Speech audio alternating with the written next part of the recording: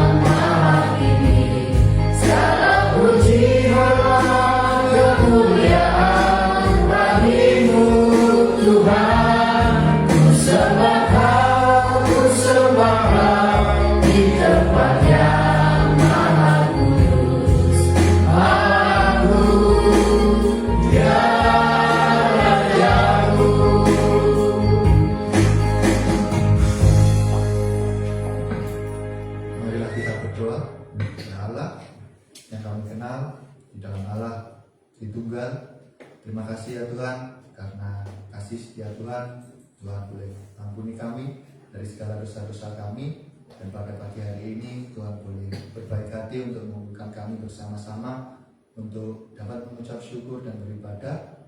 Tuhan, kami hendak berdoa menyerahkan anak-anak-Mu yang mengambil bagian dalam pelayanan.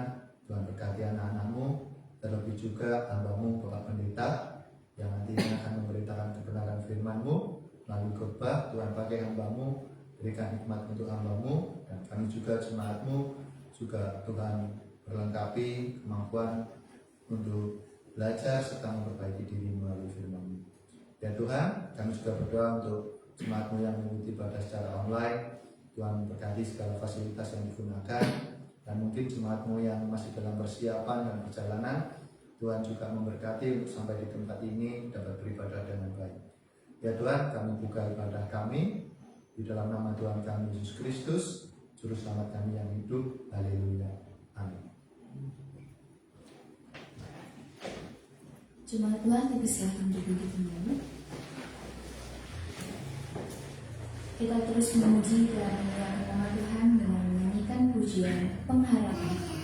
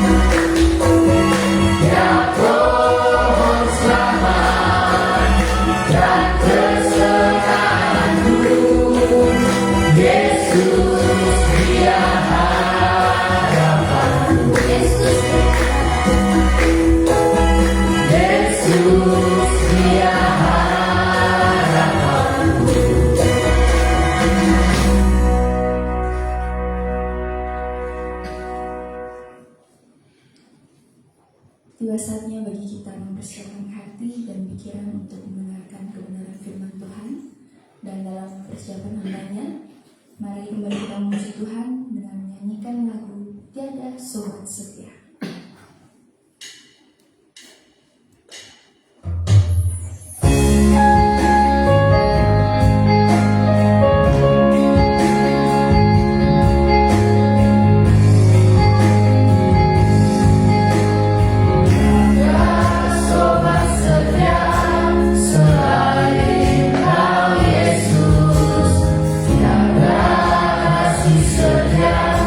Selain kasih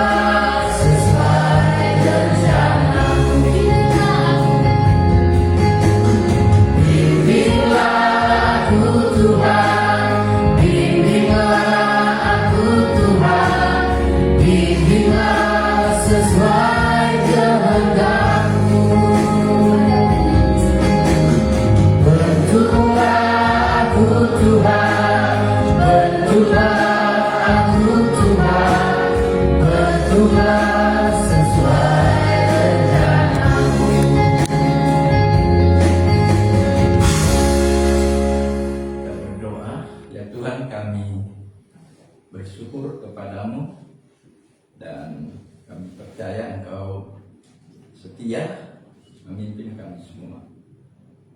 Nah, ibadah ini kami akan merenungkan firman, kiranya Tuhan berkati supaya kami semua boleh memperoleh pengertian yang baru dan lebih jelas, lebih dalam akan pribadimu dan karyamu yang ajaib untuk memberkati hidup kami semua.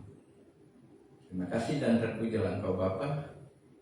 Berdoa, bersyukur, menyambut firman-Mu dalam nama Tuhan Yesus Kristus.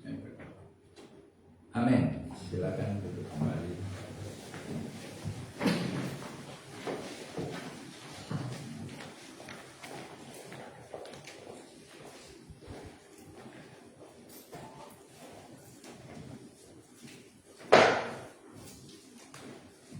Ya, kita sudah 4 hari berjalan di tahun yang baru. Jadi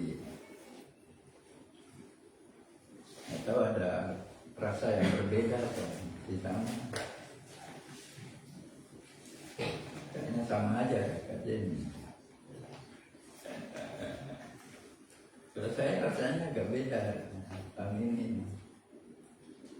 Karena saldonya tambah banyak, jadi berasa sekali kalau itu. Ya, saya itu khotbah Natal yang sudah kita lewati itu menjadi aneh. Itu karena biasanya ada orang penasaran. Kalau dengar khotbah, kalau saya terbalik, saya penasaran karena saya yang khotbah. Jadi saya merasa ini khotbah ini kok masih belum tuntas gitu. Karena itu saya menuntaskannya hari ini. Jadi teman-teman yang dari Condong Catur boleh tutup kuping, nggak apa-apa, karena saya akan ulangi khotbah Natal di sana. Kejadian 3 ayat 15. Jadi saya tidak tahu Ibu Gembala di Condong Catur kok memilih ayat itu. Kejadian 3 ayat 15 ini ayat hafalan. Dan kalau di Perjanjian Baru itu ayat hafalannya itu Yohanes 3 ayat 16. Itu hanya tambah 1 aja. Tapi kalau di Perjanjian Lama, ya ayat ini. Kejadian 3 ayat yang ke-15. Ya, kita baca dulu supaya cepat kita bahas. Kejadian 3 ayat 15, mari kita baca bersama. 1, 2, 3. Aku akan mengadakan permusuhan antara engkau dan perempuan ini, antara keturunanmu dan keturunannya. Keturunannya akan meremukkan kepalamu, dan engkau akan meremukkan tumitnya. Bapak Ibu, saya penasaran karena ada beberapa hal waktu di Condong Catur itu tidak tersampaikan saya, karena acara perayaan Natal itu kita kan kalau kelamaan khotbah nanti saya diprotes itu. Karena bau apa waktu itu ya, kita punya menu olive ya, bau olive itu. Jadi ya sudah beberapa hal saya tidak sampaikan malam itu. Jadi saya penasaran. Nah, hari ini saya mau tuntaskan ayat ini. Jadi Kejadian 3 ayat 15 saya kasih judul kutuk dan berkat dalam satu ayat. Nah, kalau di sana kan apa? Mas Tian ingat enggak? Mengubah kutuk menjadi berkat. Nah, ini beda. Kutuk dan berkat dalam satu ayat. Mengapa saya bilang ini menarik, unik ayat ini? Karena begini. konteks ayat ini adalah kisah setelah Adam dan Hawa dicobai iblis dan jatuh ke dalam dosa. Peristiwanya dicatat di sini. Nah, akibat dari kejatuhan itu Tuhan datang dan mengadili. Kalau kita lihat mulai ayat yang ke-8 ya.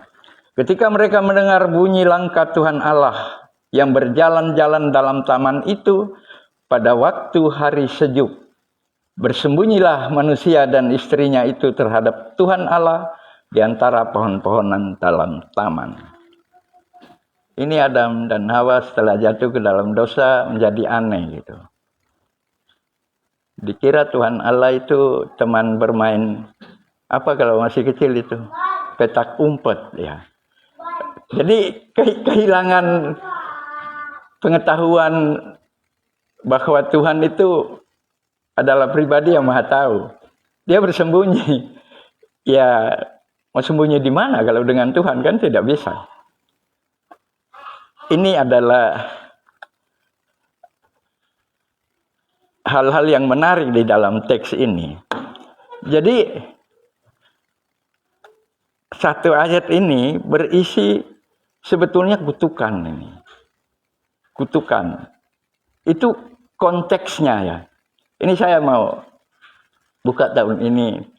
Teman-teman juga masih muda-muda banyak. Bukan berarti yang tua tidak boleh dengar. Ya boleh juga. Jadi Alkitab itu harus dibaca ada dua sisi. Konteks dan konten. Kita sekarang kan tidak asing dengan kata konten.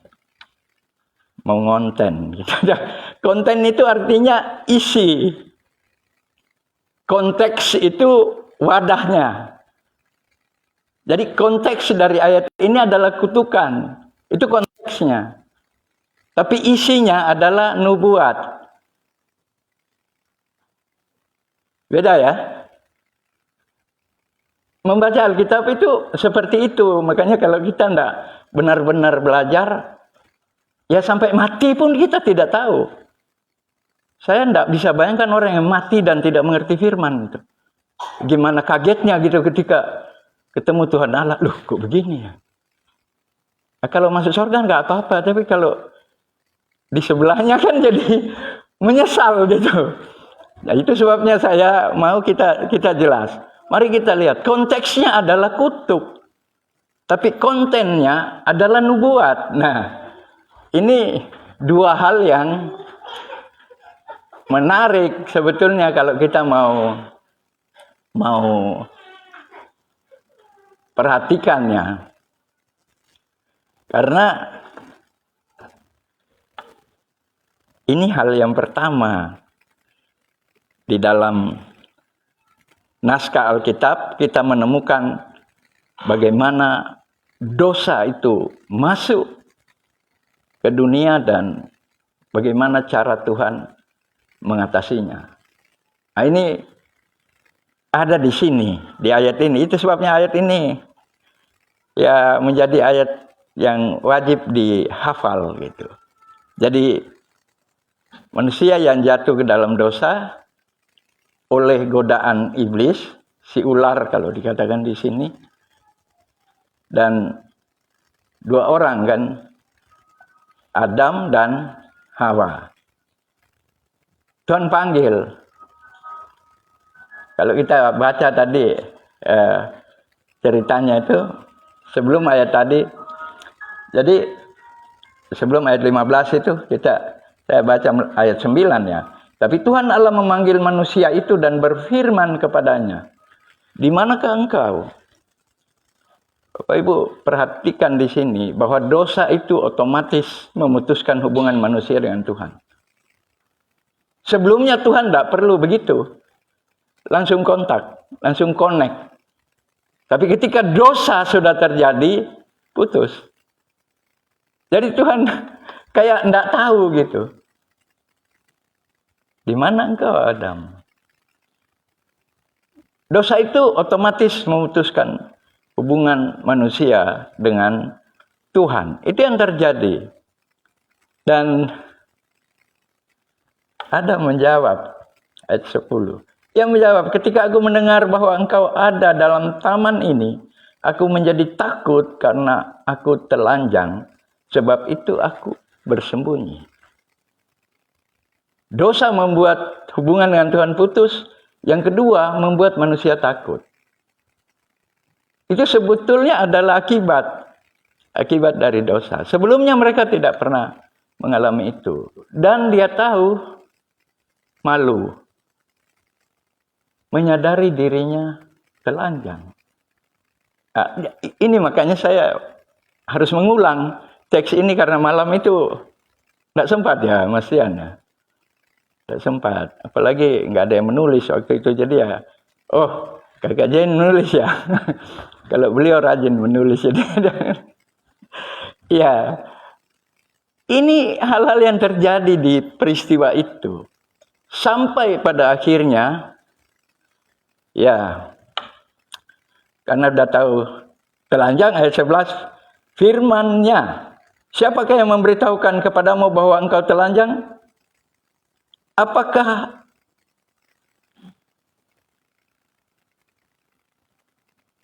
engkau makan dari buah pohon yang kularang engkau makan itu?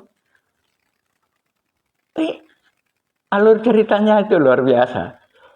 Tuhan tidak langsung, hei kau salah, ini hukumannya. Enggak, ini interogasi namanya. Jadi kalau kasus di asrama kemarin ini, penyidikan namanya. Tuhan sedang menyidik. Supaya jadi jelas perkaranya. Jadi langsung, karena Adam yang connect dengan Tuhan, lalu Tuhan bilang, kok kamu tahu kamu telanjang? Kalau kita kan bilang, berarti kamu sudah makan. Tuhan enggak. Apakah kamu sudah makan? Nah, Allah itu maha baik. Dia enggak langsung, oh kau berarti pok gitu kan. Itu manusia. Kalau Tuhan di Alkitab itu enggak. Dia sangat-sangat apa ya, telaten gitu. Apakah engkau makan? Iya deh. Menarik ini. Lalu manusia itu menjawab, ayat 12. Perempuan yang kau tempatkan di sisiku, dialah yang memberi dari buah pohon itu kepadaku, maka ku makan. Itulah manusia yang sudah jatuh. Langsung mencari kambing hitam. Jawab pertanyaan Tuhan jelas. Apakah sudah makan? Kan jawab iya atau belum. Kan gitu jawabannya. Dia bilang, perempuan yang kau taruh di sampingku. Saya sering mengatasi masalah itu. Pertanyaan gampang, jawaban yang muter. Ini pola ini. Jawab aja, iya Tuhan sudah. Itu jawaban prematur namanya. Mendahului. Belum waktunya lahir, dia udah lahir gitu. Mestinya kan pertanyaan kedua, udah makan? Kok bisa? Mestinya gitu kan Tuhan bilang. Kau ambil? Enggak. Dia yang ngasih kan mestinya gitu. Tapi Adam, ya pola-pola kita lah. Nggak mau mengakui kesalahan langsung. Itu, kalau Tuhan nggak taruh itu di sampingku. Dia kan tidur waktu Hawa. Padahal waktu dia bangun. Bapak Ibu periksa pasal 2 itu. Inilah dia. Tulang dari tulangku. Daging dari daging. Dia bilang, dahsyat ini. Jodoh yang Tuhan beri kepada saya. Waktu baru ketemu. Tapi ketika dosa itu masuk. Itu menjadi kambing hitam. Lupa dia pada ucapan syukur itu. Kalau nggak ada dia, aku nggak makan buah pohon itu. Iya betul. Ceritanya memang begitu. Faktanya memang begitu. Tapi bertanggung jawablah. Pertanyaan itu harus dijawab sesuai. Kau sudah makan? Perempuan. Lah kan. Kalau saya periksa pertanyaan saya untuk ujian dijawab begitu, saya coret. Itu salah menjawab. Bukan salah jawaban, salah menjawab. Lebih berat dari lebih baik salah jawaban. Itu berbeda pendapat. Tapi kalau salah menjawab kan ditanya, Dek, pakai baju apa? Istriku tidak nyuci baju saya. Bukan itu. Mau pakai kaos, mau pakai... Itu kan jawabannya. Jadi, ini unik. Ini baru latar belakang, saya belum masuk poin. Tapi maksud saya supaya jelas ya, kalau kita baca dan ingat ayat ini. Bagaimana dosa itu bekerja dan sangat-sangat mematikan. Jadi ketika Adam menuding Hawa yang membuat dia makan. Jadi ayat 13, kemudian berfirmanlah Tuhan Allah kepada perempuan itu, apakah yang telah kau perbuat ini? Nah, Tuhan tidak juga langsung mencekik Adam, enggak. Oh, ini menarik. Ada data lain di sini. Interogasi seperti ini. Apakah yang telah kau perbuat ini? Jadi kayaknya mereka berdekatan gitu. Jadi setelah tanya Adam begitu, terus Adam bilang perempuan yang, dia sambil tunjuk begitu. Lalu Tuhan menoleh kan, kau buat apa? Tidak tahu manggil Hawa apa ya Tuhan, apa panggil namanya atau panggil Mbak atau panggil Nyonya Adam atau apa, pokoknya kau buat apa gitu, buat apa? Dan lihat jawaban Hawa itu lebih tajam dari jawabannya si Adam. Ular itu yang memperdayakan aku, maka ku makan. Siapa yang salah? Ular. Manusia itu begitu. Saya di sini agak jarang, tapi kalau dari Manado sampai ke kampung halaman saya di Pulau Siau, saya pernah tanya begini. Saya lihat ada kenari setengah karung. Saya tanya, ini kenari dari mana? Lalu kakakku di sana jawabnya begini, saya yang minta itu. Pertanyaan saya dari mana? Jawabannya saya. Kalau barang positif itu saya. Coba kalau saya bilang, ini kotorannya siapa? Ngaku? Enggak. Walaupun itu dari dia, tapi tetap apalah yang di ini. Tadi soalnya dikasih makan sama itu, jadi perut saya ini, jadi saya buang di situ. Kan begitu yang disalahkan itu. Nah ini, proses ini. Jadi maksud saya ini harus jelas supaya kita berhenti. Jangan. Kita harus bertanggung jawab apalagi kepada Tuhan. Tidak bisa. Firman Tuhan jangan kau makan. Ketika kau makan, itu dosa. Dan sampailah ke ular. Jadi pada ayat yang ke-14, lalu berfirmanlah Tuhan kepada ular itu, karena engkau berbuat demikian, terkutuklah engkau di antara segala ternak dan di antara segala binatang hutan. Dengan perutmu lah engkau akan menjalar dan debu tanahlah akan kau makan seumur hidupmu. Tidak ada pertanyaan lagi kepada iblis. Bapak Ibu tahu kenapa? Karena iblis bukan pribadi netral. Dia sudah dihukum, dijatuhkan dari surga, dijatuhkan ke bumi. Jadi untuk iblis tidak ada lagi pertanyaan, Tuhan tidak perlu. Ini residivis. Ini narapidana. Bagi dia vonis. Itu. Terkutuklah engkau.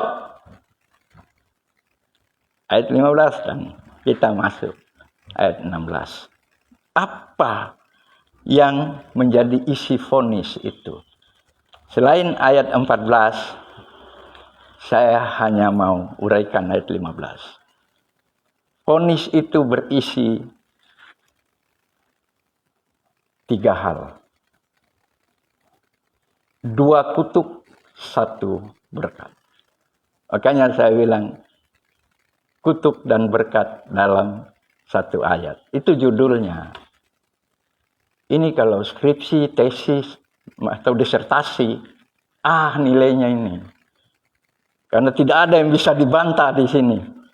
Semua strukturnya itu kuat.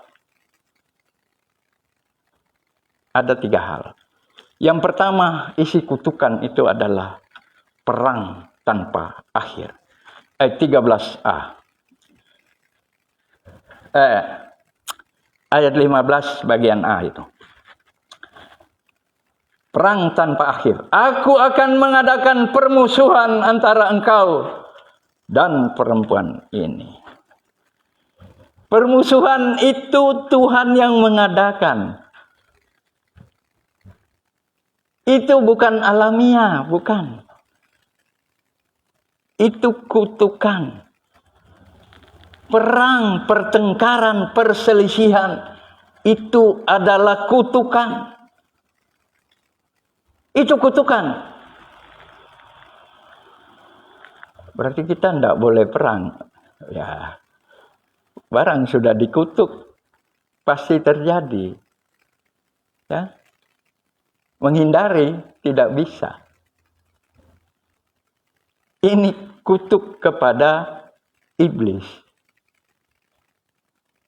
Permusuhan antara engkau dengan perempuan. Itu representasi dari manusia. Jadi perang itu sesuatu yang kalau bahasa akademisnya sebuah keniscayaan. Tidak mungkin di muka bumi ini tidak ada permusuhan. Bahaya ya.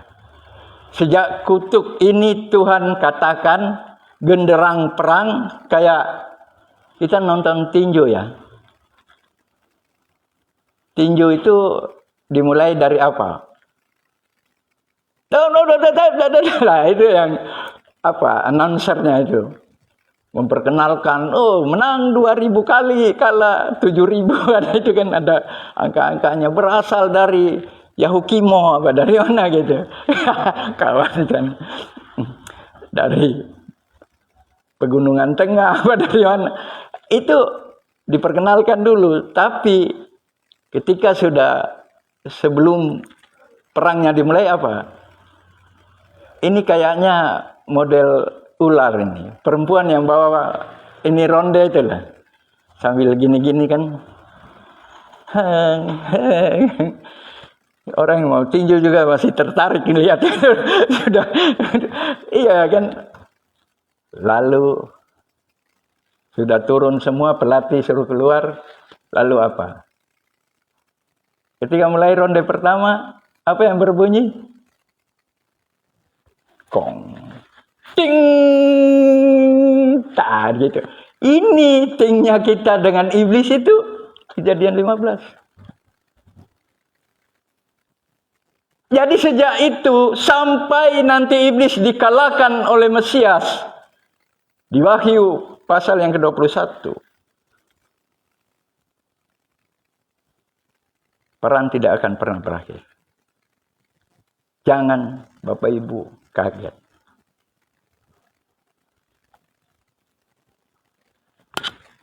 Saat ini ayat ini benar-benar real, nyata. Aku tadi malam sebelum tidur masih ngelihat TV. Kaget lihat pidatonya Bapak Donald Trump. Dengan tenang dia bilang, tentara kami sudah menangkap Presiden Venezuela dengan istrinya. Dan sudah dibawa untuk diadili di New York.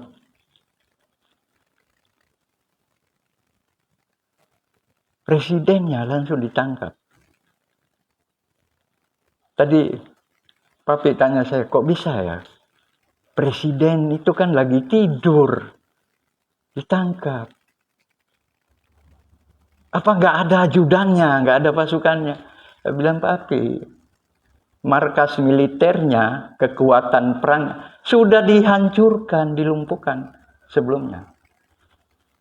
Jadi kalau orang itu sudah tidak ada. Mau dicincang di situ juga dia enggak.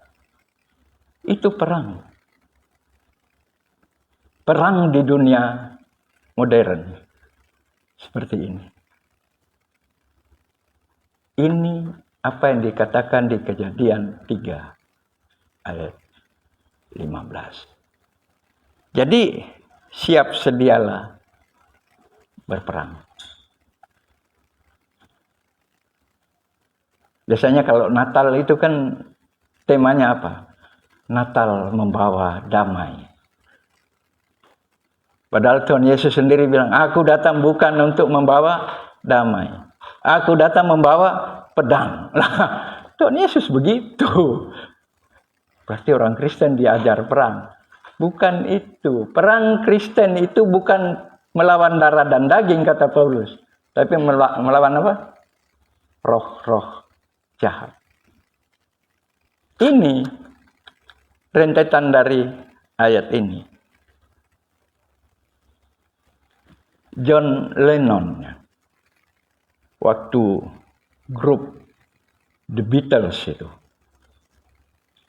tahun-tahun 70-an, menjadi grup band yang paling populer di seluruh dunia. Ada satu lagu di mana syairnya itu berkata begini. Aku ingin melihat satu detik kedamaian di muka bumi. Apa judulnya lagu itu? Terkenal. Imagine. Imajinasinya itu. Ketika lagu itu meledak, dia bilang, Beatles is the more popular than Jesus. Band saya lebih populer dari Yesus, termasuk John Lennon ini. Keren loh. Berapa waktu dari situ dia ditembak di kepalanya. Tahun 80. Tidak perlu lama. Firman Tuhan itu ya dan amin. Kau mau bilang saya orang baik, mau bawa, enggak. Iblis sudah dikutuk. Dan kutukan kepada iblis adalah perang. Itu tidak bisa dihindari oleh siapapun.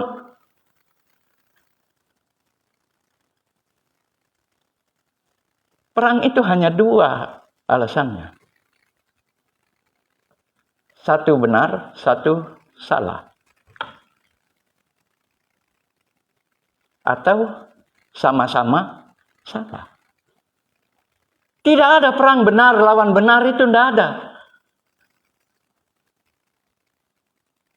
Benar dan salah itu tidak bisa dikompromikan. Firman Tuhan dan firman setan itu bertentangan. Makanya sekarang orang hamba-hamba Tuhan yang dipilih Tuhan untuk belajar dan menyampaikan firman-Nya dengan keras. Itu sesat karena ada dasarnya. Ini. Tapi orang yang kayak Alkitab ini kan tebal, Bapak Ibu. Tebal sekali ini. Orang baca satu ayat baru berusaha menjelaskan. Kira-kira itu sama dengan orang nonton film durasinya 2 jam. Dia nonton 1 menit. baru dia buat kesimpulan. Kira-kira benar enggak? Tak bisa sama dengan Alkitab. Orang harus membaca itu, sebabnya ada pendeta, ada hamba Tuhan. Dan mereka harus belajar. Tidak boleh dikarbit. Karena hal-hal begini. Jadi kita ini hidup mulai Kejadian 3 itu di dalam kutuk. Itu realita. Tidak bisa menghindar. Makanya tiba-tiba kita orang baik, tiba-tiba ketemu. Kok mukanya begitu ya? Ya sakit gigi atau apa ya? Ya kita tidak ngerti. Karena barang ini sedang berjalan gitu. Kalau saya itu orang bicara apa? Kecuali orang udah menabrak firman baru saya. Kalau masih belum, ya biar aja. Itu fenomena aja. Gak masalah. Karena kita tahu. Jadi kalau ada perang, ada kerusuhan. Itu hal biasa. Sudah dikatakan Tuhan di Kejadian 3. Tadi itu satu. Perang tanpa akhir. Yang kedua, nah ini mulai enak ini. Bagian B itu, 15B. Pukulan telak bagi iblis. Permusuhan antara engkau dan perempuan ini. Antara keturunanmu dan keturunannya. Keturunannya akan meremukkan kepalamu. Ini poin kedua. Langsung Tuhan bilang, ini kan kutukan kepada iblis. Kamu akan KO. Kalau bahasa tinjunya begitu. Kepalamu akan dihajar oleh keturunan perempuan ini. Wah. Jadi, mungkin tadi semua agak kurang respect waktu saya bilang perang itu keniscayaan. Harus orang Kristen harus tahu itu. Tapi poinnya bukan cuma satu. Yang kedua, kita adalah pemenang. Karena iblis sudah dipukul dengan telak waktu di Golgota. Dia diremukkan kepalanya. Itu maksudnya. Kita merayakan Natal, tahun baru. Karena Kristus. Karena pukulan kepada iblis itu. Telak. Kekalahan iblis terjadi ketika Kristus naik ke atas salib. Aku diutus Bapakku untuk melakukan karya penebusan dosa. Bapak Ibu, iblis itu tahu rencana Tuhan ini. Itu sebabnya kenapa kita sulit memberitakan Injil. Karena iblis itu menghalanginya. Ada banyak cara. Dan cara yang paling nyata dalam sejarah manusia adalah munculnya agama-agama yang membelokkan sejarah. Bukan Isa, tapi itu adalah cara setan membelokkan sejarah. Gak apa-apa kan kita semua beragama. Ya gak apa-apa, tapi kalau agama salah masa kita ngikut kan? Tidak begitu. Kekristenan itu tegas, kuat, jelas. Ya. Tidak ada tawar-menawar. Jadi, ini hal yang kedua. Saya ketawa kalau cucu saya kan sudah 4 laki-laki semua. Jadi kalau rebutan mainan itu, kapan itu berdua mas sekarang, ngelihat si abang Praus, rebutan apa mereka ya Mas Karan? Jadi barang satu, mereka bertiga tarik itu. Jadi barangnya tetap di tengah karena segitiga gitu, tarik menarik, itu nggak bisa. Tapi Mas Karan langsung, ayo, Ilo, minta maaf sama abang. Minta maaf. Artinya berdamai. Berdamai. Ya itu naluri manusia itu. Memang harus begitu. Tapi Bapak Ibu, kalau ini kan bukan perang. Ini hanya masalah anak-anak. Tapi saya kasih tahu bahwa anak kecil aja bisa kok. Apalagi orang dewasa. Otak itu sudah lebih sempurna. Jadi kita mau berpihak di mana gitu? Memilih iblis atau kita ada di bawah jalur keturunan perempuan ini? Kalau memilih iblis, kamu akan remuk kepalamu. Ini cara Donald Trump, ini cara meremukkan kepala semua. Iran, semua. Israel, habis sama. Itu cara meremukkan kepala. Remuk. Jahat sekali, kasar sekali. Ya, belum itu. Ujungnya iblis ini akan dilempar ke neraka. Sampai kekal. Kalau untuk iblis nggak ada kata maaf. Iya, nggak ada. Genderang perang ini total. Sampai kekal. Jadi yang kedua, puji Tuhan. Ternyata perang tanpa akhir itu, pemenangnya adalah Kristus. Dan karena kita adalah pengikut Kristus, maka kita juga adalah pemenang. Makanya di kitab Roma, Ibrani, penulisnya itu menulis gitu. Kita lebih dari seorang pemenang. Itu orang-orang karismatik suka kutip ayat itu. Makanya semangat mereka. Walaupun kena apa sedikit belok. Kita belajar dengan baik. Kita sudah menang karena Yesus sudah meremukkan kepala si ular. Ketika dia rela mati di Golgota, dikuburkan dan bangkit dalam kemegahannya.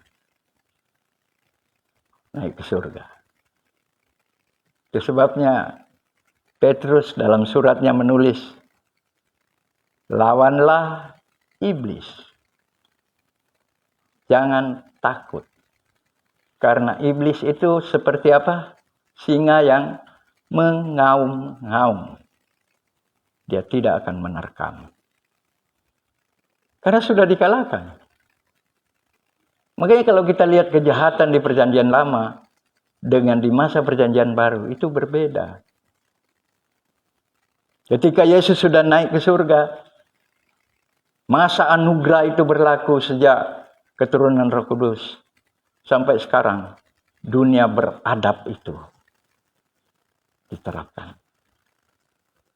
Dan itu dimulai dari dua bangsa. Bangsa Yahudi dan Kristen. Ini dampak dari nubuat ini. Pukulan telak bagi iblis. Dan yang ketiga, 3P ya. Pesta kemenangan di Golgota. Bagian C dari ayat ini. Dan engkau akan meremukkan tumitnya. Iblis itu hanya bisa, kalau bahasa terjemahan lamanya, mematuk tumit. Mematuk itu kayak ayam. Bukan kena di mata atau enggak, di tumit. Apa ya? Kita semua punya tumit. Ya? Kalau kita kesandung depan kan sakit, tapi kalau tumit kan enggak. Nggak bahaya, itu jauh dari nyawa itu. Makanya saya kalau kita harus doa peperangan. Kemarin ada saya diajak gitu. Bapak mau ada pelayanan. Pelayanan apa? Doa peperangan. Saya pikir perang yang di Israel atau bukan. Pelepasan, Pak. Ada orang terikat di situ. Terikat. Banyak sekarang begitu. Iblis itu nggak usah diteriak-teriak begitu. Dia sudah remuk kepalanya. Kalaupun dia bisa bergerak hanya ke tumit saja. Tidak bisa dia naik ke lutut. Apalagi ke perut sampai kepala. Tidak akan. Tumit saja. Saya sudah melayani Tuhan dari tahun 1985. Bapak Ibu, 41 tahun sampai hari ini. Tidak pernah saya melihat orang yang percaya firman Tuhan dikalahkan. Tidak pernah. Selalu menang. Walaupun dalam perjalanannya itu sulit. Tahun demi tahun dilewati dalam kesusahan. Tapi tidak pernah kalah. Tidak pernah. Karena memang ini firman yang sudah dinubuatkan. Permasalahannya kan orang itu lebih suka memilih ikut iblis yang kalah itu. Waktu saya jadi ketua yayasan di STT, satu STT di sini, kami kekurangan dana. Kemudian ada satu pejabat STT pinjam uang ke pengusaha. Pengusaha ini jadi dosen di kampus itu. Lalu kami rapat karena nggak bisa mengembalikan ke pengusaha ini pinjamannya. Lalu ini bagaimana? Apa kita naikkan pembayaran SPP mahasiswa? Saya sama Pak Pit tidak setuju. Tidak. Mereka tidak nanya kenapa tidak setuju. Kalau ditanya saya akan tunjuk semua kita yang belajar seangkatan saya di kampus Kalasan itu. Nggak ada yang bayar. Nggak ada. Kita semua, bukan dosen-dosen tidak dibayar, tapi ada cara lain yang dipakai. Jadi kalau kita sekarang mencekik mahasiswa, lalu sampai ke pengusaha itu. Pengusahanya itu langsung. Dan namanya orang punya piutang kan. Orang kalau berutang itu walaupun pakai jas, tetap ya enak gitu. Tapi kalau orang punya piutang, ya boleh senyum-senyum. Iya, orang punya piutang itu pede aja, walaupun telanjang tetap dia, kamu nggak usah bayar kan gitu. Jadi bapak pengusaha ini dia bilang begini, Pak Ketua, ini kami dosen-dosen, termasuk Pak Pit, ini beliau ada ketawa dia. Orang ini bilang begini, sebetulnya kita beriman kepada Yesus itu memang beresiko. Saya sudah melihat banyak orang kalau ikut Yesus itu menderita, miskin. Makanya saya, pengusaha saya punya cara lain. Mungkin lebih baik kita ikut iblis dulu. Nanti kalau sudah dapat dari iblis, sudah kita tabung toh, baru kita ikut Yesus. Saya itu mau ketawa, ini orang tua, itu doktor dari Australia. Bayangkan, bukan di Indonesia dia dapat doktornya. Arsitek itu, guru besar itu. Saya itu tidak tahu mau ngomong apa gitu. Semua tunduk karena apa? Punya utang. Saya ketua yayasan. Saya nggak malu. Saya tahu iblis kalau main tumit itu saya tahu. Dan sampai 3 bulan dari situ gempa Jogja. Hajar. Semua kampus hancur.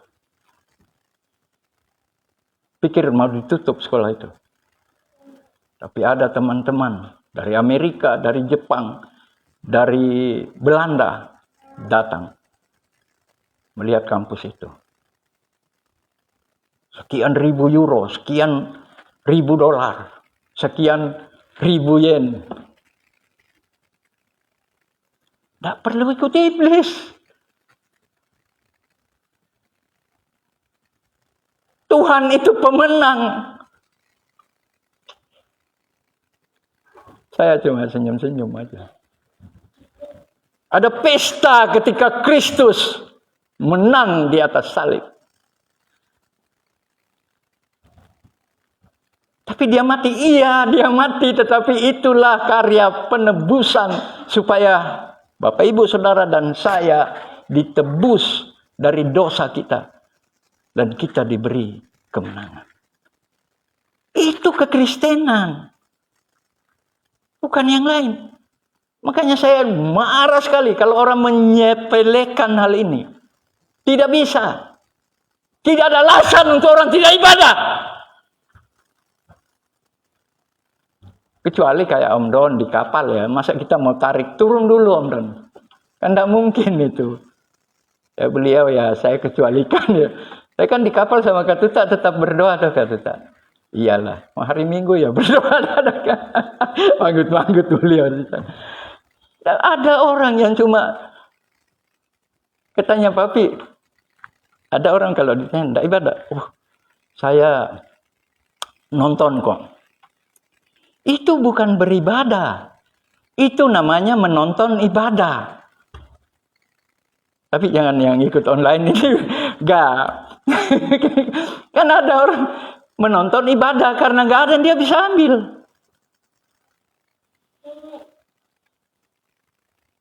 Jadi apa sih yang bisa, makanya Roma itu Paulus menulis apa? Apakah yang bisa memisahkan kita dari kasih Kristus? Tidak. Mau kesusahan, mau ketelanjangan, kemiskinan. Ketika kita sudah menerima Injil, kita percaya Yesus sudah mati untuk menebus kita. Darahnya yang mengalir, tubuhnya yang tercabik-cabik adalah harga. Kita yang dihukum, tapi dia mengambil hukuman itu. Supaya kita diselamatkan. Kita cukup percaya saja. Terima Injil itu. Ikut Kristus dalam hidup kita. Itu saja rumusnya. Makanya Yesus bilang, akulah jalan dan kebenaran dan hidup. Tidak ada seorang pun yang datang kepada Bapa kalau tidak melalui aku. Itu. Jadi bersyukur kita ada di sini. Membuka tahun yang baru ini dengan ucapan syukur kepada Tuhan. Dengan keyakinan tahun ini kita terus menang. Karena iblis sudah diremukkan kepalanya. Dan dia hanya bisa mengorek tumit kita. Gak apa-apa tumit yang belum mandi kan biar iblis jilat tumit itu. Tapi kita sudah menang karena Kristus. Jadi 3 poin ini. Untuk kita membuka tahun yang baru ini. Mari kita setia mengiring Tuhan. Kita tahu bahwa perang tidak akan pernah berakhir. Kita harus siap sedia. Jaminannya kita adalah pemenang. Karena Kristus sudah menang. Dan yang ketiga, ada pesta. Ada pesta. Apa ya? Selebrasi. Orang Indonesia kan, kalau orang yang sudah masuk TV satu kali namanya apa? Selebritis. Nggak ngerti arti kata selebritis itu. Selebritis itu artis-artis besar di dunia. Tapi di Indonesia nggak selebritis itu. Ketika ditanya, bagaimana rencana tahun? Oh ya, saya masih berjuang ini untuk ngumpul-ngumpul. untuk bangun rumah. Selebritis. Selebritis itu uangnya dibuang-buang. Kalau masih begitu kere. Salah itu. Tapi kan orang Indonesia kan enggak. Wah, itu selebritis itu. Istilahnya banyak di Indonesia begitu. Nah, kita dengan satu ayat ini, mari kita tata hidup kita ke depan. Tadi Papi bilang, sudah setahun ini saya belum ke Malioboro. Karena tahun ini baru 4 hari. Saya balas, saya sudah berapa kota saya lewati tahun ini. Prambanan, Klaten, Sukoharjo, Solo, sudah. Kalau Om Don sudah sampai ke pantai malah. Jadi udah lewat, Papi rugi. Tahun ini harus diisi, Pi. Nanti ya sama Mami ya. Kita ke Merapi ya nanti. Ya, pesta kemenangan bagi kita berdoa. Terima kasih Tuhan untuk firman-Mu. Kami tahu bahwa ada peperangan di dunia ini. Tapi kami juga sangat tahu bahwa Tuhan memberi kemenangan bagi kami. Terima kasih untuk firman-Mu. Biarlah kami semua dikuatkan bahwa hidup di muka dunia ini kami menjalani situasi yang sulit. Tapi Tuhan tidak pernah meninggalkan kami. Sesuai firman-Mu, Tuhan memberi kemenangan bagi kami semua. Terpujilah Engkau Bapa, berdoa bersyukur dalam nama Tuhan Yesus Kristus. Haleluya. Amin.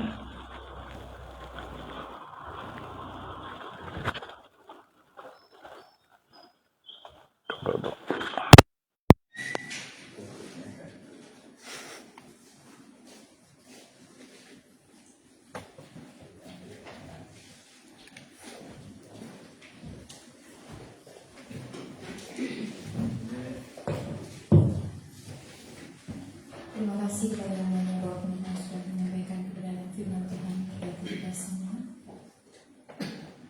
Sebelum kita masuk dalam doa syafaat, kepada jemaat Tuhan yang ingin memberikan persembahan, dipersilakan. Selain kita menyanyikan lagu Waktu Tuhan Tolong Saya.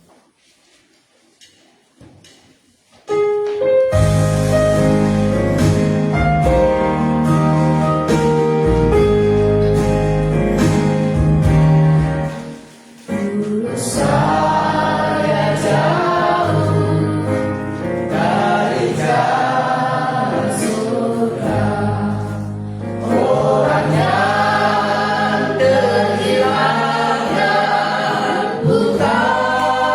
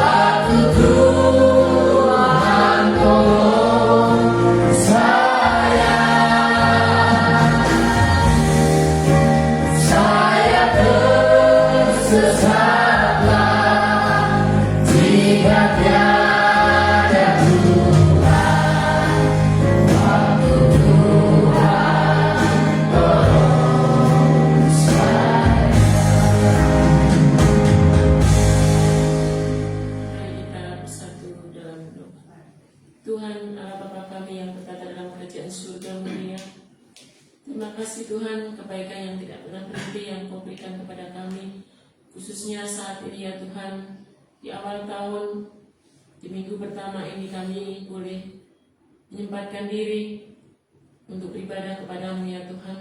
Kami yakin dan percaya itu semua karena kemurahan-Mu ya Tuhan.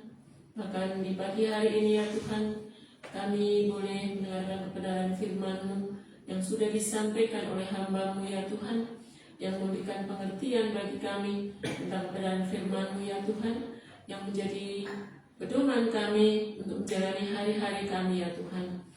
Kami mengucap syukur karenanya ya Tuhan. Terima kasih Tuhan, terpujilah nama-Mu. Kami saat ini berdoa khususnya untuk hamba-Mu, Bapak Pendeta, sebagai gembala kami di tempat ini, yang menjadi berkat bagi kami setiap waktu ya Tuhan.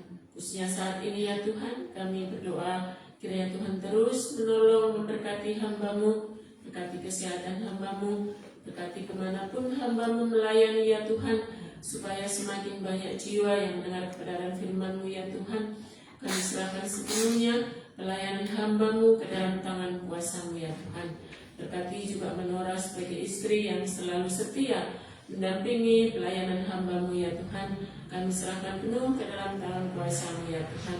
Berkati juga anak-anak, cucu, semuanya, keluarga yang ada di tempat ini ya Tuhan. Kiranya Tuhan memberkatinya. Kami serahkan penuh keluarga ini ke dalam tangan kuasa-Mu yang kuat itu Tuhan. Terima kasih Bapa, terpujilah nama-Mu ya Tuhan. Kami juga berdoa saat ini ya Tuhan, khususnya untuk setiap hamba-hamba-Mu yang saat ini sedang melayani ya Tuhan, baik yang ada di Condong Catur, yang ada di Manado, yang ada di Sio, yang ada di Ciledug, bahkan khususnya lembaga GPKAI yang ada di seluruh Indonesia ini ya Tuhan. Kami serahkan penuh ke dalam tangan kuasa-Mu. Berkati setiap hamba-hamba-Mu ya Tuhan, yang menjadi berkat untuk setiap pelayanan mereka ya Tuhan. Kami serahkan ke dalam tangan kuasa-Mu, supaya Injil Kerajaan-Mu semakin diperluas melalui setiap pelayanan hamba-Mu ya Tuhan. Terima kasih Bapa, terpujilah nama-Mu ya Tuhan. Saat ini kami juga berdoa untuk kami semua, khususnya jemaat-Mu di tempat ini ya Tuhan. Dengan segala keberadaan kami terus datang berpengharapan penuh ke dalam tangan kuasa-Mu ya Tuhan.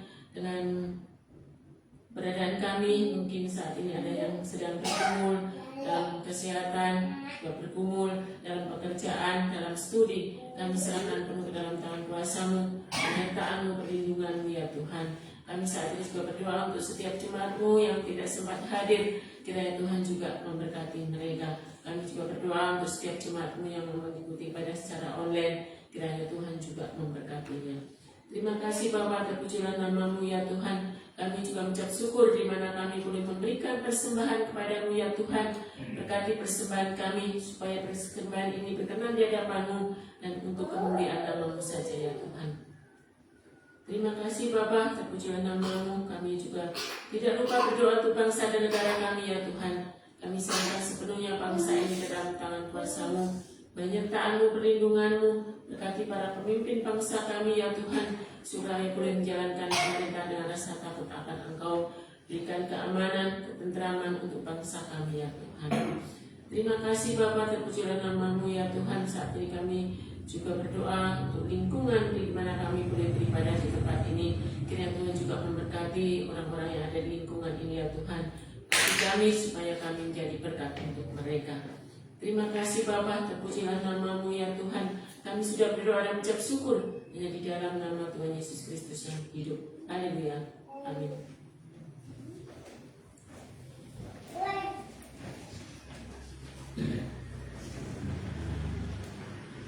Saya akan membacakan pengumuman yang pertama, jadwal kegiatan ibadah selama sepekan.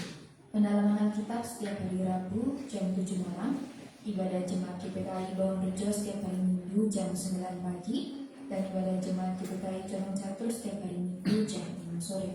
Yang kedua, jadwal petugas ibadah pada hari Minggu tanggal 11 Januari 2026. Penata ibadah Bapak Yoel, singer Saudari Tasya dan Saudari Valen, pemain musik Bapak Pitombo, doa pembukaan Saudara Nelson, doa syafaat Bapak Ibu Dan, dan operator LCD Saudara. Demikian pengumuman minggu ini. Jemaat Tuhan yang terkasih, kita telah sampai di penghujung ibadah ini. Sebagai pujian penutup, mari kita memuji Tuhan dengan menyanyikan pujian Indah Bersamamu, hanya dekat Allah.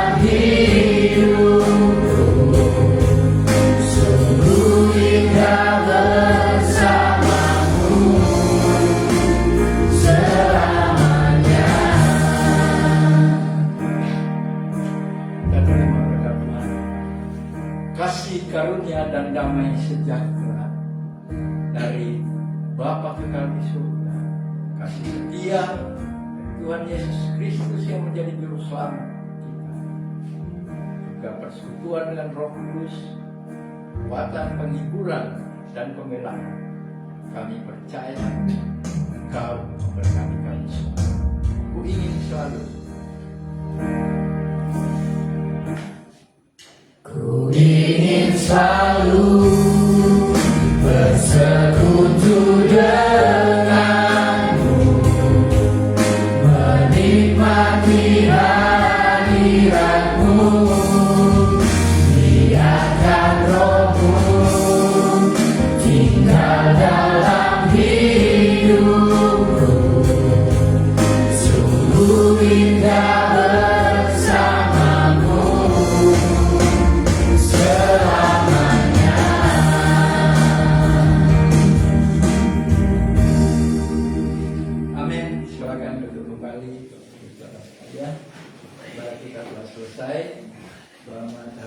Tuhan.